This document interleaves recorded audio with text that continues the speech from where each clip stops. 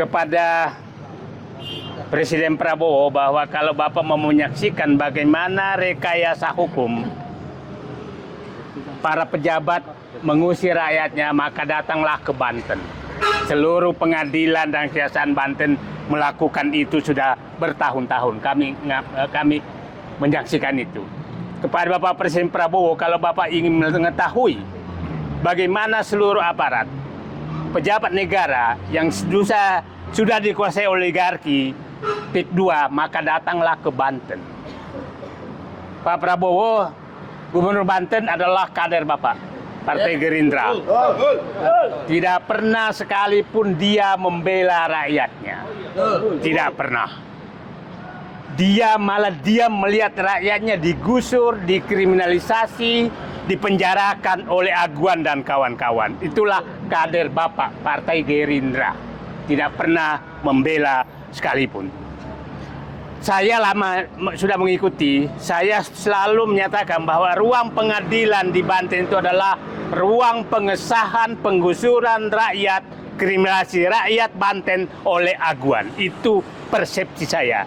Jadi hanya melegalkan penggusuran itu. Jadi baik di Pengadilan Tangerang, Banten, Serang, dan hampir seluruh ruang itu menjadi cara itu. Kita saksikan betul tadi seperti itu. Dan kami saksikan betul bagaimana kasus Charlie Chandra, kita kalau pengunjungnya datang 30 maka polisinya 300. Itu menunjukkan bahwa memang Banten ini dikuasai oligarki dan ruang pengadilan adalah ruangnya oligarki mensahkan penggusuran rakyat. Nah, kapan itu berbalik sangat tergantung kepada Presiden Prabowo memperhatikan ruang pengadilan ini jangan lagi di Banten, jangan lagi digunakan untuk menggusur rakyat. Kepada seluruh rakyat Banten juga jangan biarkan Anda dipecah belah oleh mereka dengan macam-macam dari PIK 2. Harus bangun. Munafik tidak ada tempatnya di Banten. Oke? Yang munafik di Banten kita hadapi. Siap. Kalau perlu para munafik yang membantu pengusahaan rakyat kita nepalkan sekalian. Karena kami sudah buntu. Nah, saya ingin melihat, menganalisis rekayasa kasus ini. Kita tahu, satu, saya menganggap Arsin hanya satu pion yang mau dikorbankan dari sekian 31, dari sekian kepala desa, nanti Pak Holian tahu persis. Yang kedua, Arsin ini memang yang paling banyak spanduknya dulu pasang nama saya di Arsin ini, Kohot ini. Dan saya berkali-kali diusir oleh preman di Kohot ini lah. Jadi berkali-kali saya mengalami itu, tapi kami nggak pernah kendor menghadapi. Tapi saya hanya sedih karena Arsin kau dikorbankan. Bukan karena Said Didu kau lawan, tapi karena kau lemah menghadapi Aguan. Maka bangkitlah melawan Arsin. Kalau Anda berbangkit melawan, maka kita berteman. Takbir. Allahu Akbar. Nah, yang kedua, ini kasus yang sangat panjang, yang betul-betul direkayasa oleh polisi supaya Arsin nggak kena. Tapi sepertinya ada jendela kejaksaan, karena ini kejaksaan yang kerjain, bukan pidana korupsi, bukan pidana yang lain. Tapi sepertinya berpindah rekayasa itu dari polisi ke kejaksaan oleh Aguan. Sampai orang bilang ke saya, kau harusnya tuh dapat uang. Kenapa saya dapat uang? Karena teriakan kamu, bayaran mereka penegak hukum ini makin naik. oleh PIK 2. Siapa tahu setelah kami bicara ini, itu dapat lagi, naik lagi tawarannya. Betul. Dan yang menyampaikan ke saya itu adalah bekas penyidik bintang 3. Harusnya kau dapat uang banyak dari mereka. Kenapa? Tarif mereka makin naik. Ya, siapa tahu nanti foto-foto mereka juga sudah yang ini sudah naik semua. Jaksa, polisi, aparat itu katanya naik pangkat dan naik bayaran. Nah, itu setelah itu terjadi, saya lanjutkan. Setelah gagal itu dimasuk dan ditunggu sekian lama sehingga kemungkinan besar ada rapat khusus bagaimana menyelamatkan PIK 2. Setelah aman semua, termasuk Menteri ATR Nusron Wahid yang seawal sekali menyatakan bahwa kami akan sita itu, ternyata ujungnya adalah mengembalikan. Dan saya dari awal menyatakan saya nggak pernah percaya orang ini dari awal sebenarnya saya nggak pernah percaya orang ini ya pedagang kebijakan, saya katakan. Saya kenal dia. Dia kalau dikasih tugas yang berat maka dagangannya makin mahal. Dan sepertinya dia dapat dagangan bagus karena menghadapi mendagangkan aguan. Itu kita harus buka aja semua. Jadi saya katakan sekarang masuk ini direkayasa lagi sedemikian rupa sehingga hanya Arsin yang di ini, dan saya yakin betul kita lihat tadi pengacaranya banyak sekali, kaya sekali kepala desa ini membayar pengacara sekian banyak. Iya kan? Udah luar binasa ya. Nah, dan agak rapi-rapi pengacaranya gitu. Saya nggak tahu pakai mobil apa tadi datang. Nah, ini.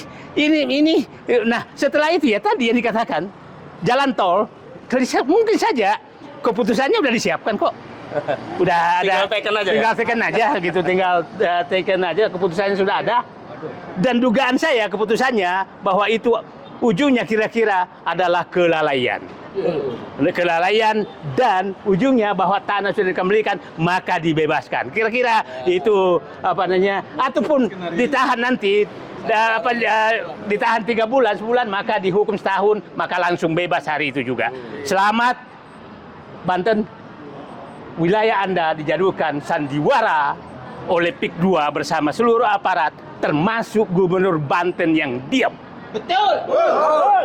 Kader Gerindra yang diam. Betul. Tidak pernah membela rakyat Banten sedikit pun. Belum pernah membela Banten. Tapi rakyat Banten suka dia kan. Kita nggak tahu, enggak ya. Nah, oke, itu saya pikir kasus ini bukan kasus sederhana karena ini terjadi seluruh Indonesia dan kita menghadapi betul namanya oligarki. Kalau Pak Prabowo pidato berapi-api, maka bertindaklah berapi-api dan perintahkan aparat di Banten agar menegakkan hukum dan menghentikan penggusuran rakyat, termasuk menegur Gubernur Banten yang tidak pernah membela rakyat. Terima kasih. Assalamualaikum warahmatullahi wabarakatuh. Saya dulu ya. Pasti publik bertanya, apa sih pentingnya Charlie Chandra dibela? Ya kan? Charlie Chandra adalah manusia yang memasangkan badannya untuk menerima seluruh resiko melawan PIK 2 Aguan dan Nono Sampuno dan kawan-kawan. Itu Charlie Chandra. Banyak kasus lain seperti ini, ada suami istri sudah dihukum, ada yang sedang diincar, berbagai bahkan ada kepala desa sedang melaporkan rakyatnya. Jadi betul-betul arogansi PIK 2, Aguan dan kawan-kawan di Banten ini tidak ada yang lain kecuali kita turun melawan. Rakyat melawan. Karena apa? Seluruh pejabat, mohon maaf, saya orang Banten, tidak ada lagi yang membela rakyatnya. Mulai dari gubernur, bupati, wali kota, camat, kepala desa, RT, RW itu sudah dibawa aparat penegak hukum, BPN, semua sudah dibawa kendali Aguan. Siapapun yang menghadapi PIK 2 pasti akan kalah. Itu kita sudah alami persis. Nah, sekarang Charlie Chandra akan menghadapi itu dan kita bersyukur masih ada Charlie Chandra. Yang lain banyak sekali ke rumah saja, semua sudah ketakutan. Semua takut kalau menghadapi PIK 2. Nah, ini kita tetap bersatu. Saya masih insya Allah walaupun udah hampir 3 tahun kita berjuang, 2 tahun kita berjuang, tapi masih banyak teman-teman yang ini saya katakan saya mengetuk hati pengadilan tinggi agar meluruskan, agar kembali mengembalikan ruang sidang yang selama ini sudah dikendalikan oleh PIK 2 di Tangerang ini, di Banten ini, kembali ke ruang sidang yang dimiliki oleh rakyat. Bukan ruang sidang, bukan hakim, bukan ini uang negara semua, tapi ini terus terang ruang sidang di mana-mana di Banten ini sudah dikuasai. Ruang sidang, ruang penyidik, ruang ATR, BPN, ruang pejabat, ruang itu dikuasai semua PIK 2. Jadi ini yang kita harus akhiri dan ya mudah-mudahan semangat Nepal itu menjadi perhatian kepada pejabat di Banten bahwa dan rakyat Banten juga harus meniru sedikit lah, jangan terlalu gampang dikasih terminal sepak bola tingkat kecamatan oleh PIK 2 langsung diam semua. Ini ya tontonlah pidato anak SMA di Nepal itu betapa ingin menyelamatkan negerinya. Saya yakin orang Banten masih adalah yang mendekati semangatnya Gen Z Nepal. Sekali lagi, Charlie Chandra kita bela bukan karena seansi Charlie Chandra, tapi adalah simbol perlawanan kepada arogansi Aguan dan kawan-kawan yang sudah betul-betul menganggap Banten ini di bawah kendali mereka, termasuk ruang-ruang pengadilan. Amicus Curiae ini kita sampaikan untuk menyetuk hati hakim-hakim yang menyidangkan perkara ini bahwa memang udahlah, kalau kita buka semua siapa yang sudah jadi korban dari PIK 2 itu ratusan orang, ribuan orang yang terjadi di Banten. Terima kasih. Assalamualaikum warahmatullahi wabarakatuh.